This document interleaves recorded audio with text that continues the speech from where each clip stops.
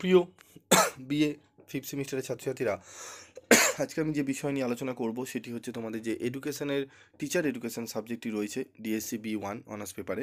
আজকে আমি এই সাবজেক্ট থেকে গুরুত্বপূর্ণ প্রশ্নগুলো নিয়ে আলোচনা করব। যে প্রশ্নগুলো বলবো খুব ভালো করে তোমরা অনুশীলন করো, দেখবে 100% তোমরা কোশ্চেন কমন পাচ্ছ। একদম লাস্ট মিনিটের ফিউ মিনিটসের সাজেশন তোমরা দেখে নাও।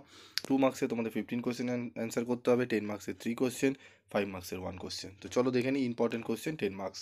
বর্তমান ভারত শিক্ষক শিক্ষা ব্যবস্থা সম্বন্ধে আলোকপাত করো। শিক্ষক শিক্ষা সম্পর্কে জাতীয় শিক্ষানীতির প্রধান সুপারিশগুলি আলোচনা করো। শিক্ষক শিক্ষার ক্ষেত্রে এনসিটিইর প্রয়োজনীয়তা উল্লেখ করো। স্টার মার্কগুলো ভালো করে দেখবে। কর্মরত শিক্ষক শিক্ষার নীতি ও প্রয়োজনীয়তা লেখো। 5 নম্বর প্রশ্ন, শিক্ষকদের পেশাগত উন্নয়নের অভিষেক পন্থা কী? এই পন্থার সুবিধা অসুবিধাগুলি লেখো। যারা অনার্স প্রত্যেকটি প্রশ্ন যদি ভালো রেজাল্ট করতে চাও, অবশ্যই প্রত্যেকটি প্রশ্ন ভালো করে তোমরা আশা করি রেডি করে নিয়েছো। তারপর দেখো প্রাথমিক পরিচিতিমূলক কার্যক্রম কী? এই কার্যক্রমের উদ্দেশ্যগুলি সংক্ষেপে উল্লেখ করো। অত্যন্ত গুরুত্বপূর্ণ প্রশ্ন।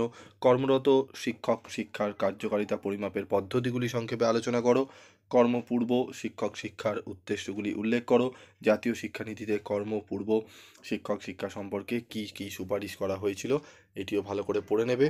তারপর দেখো সংক্ষিপ্ত টিকা লেখো। শিক্ষক শিক্ষার পরিধি, শিক্ষায় মিশ্র পদ্ধতির পর্যায়। এই প্রশ্নগুলো অত্যন্ত গুরুত্বপূর্ণ, খুব ভালো করে তোমরা পড়ে নিলে আমি আশা করি তোমরা এখান থেকেই প্রশ্ন কিন্তু কমন পেয়ে যাবে। তো ভালো করে এই প্রশ্নগুলো করো এবং তোমাদের এই প্রশ্নগুলো যাদের ভালো করে করা হয়ে গিয়েছে তাদের চিন্তার কোনো কারণ নেই, তোমরা অবশ্যই কিন্তু প্রশ্ন কমন পাবে।